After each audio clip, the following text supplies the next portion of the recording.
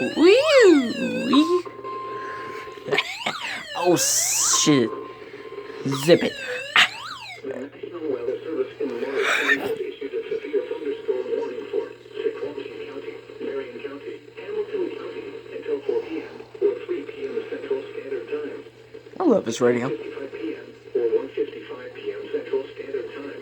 Severe thunderstorms were located along a line extending from near Skyline to near Powell, moving northeast at 60 miles per hour.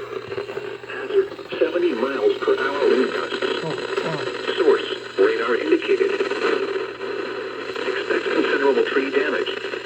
Damage likely to mobile homes, roofs, and outbuildings.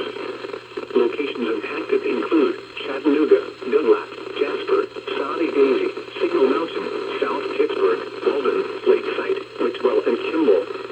A tornado watch remains in effect until 9 p.m. or 8 p.m. Central Standard Time for East Tennessee. For your protection, move to an interior room on the lowest floor of the building.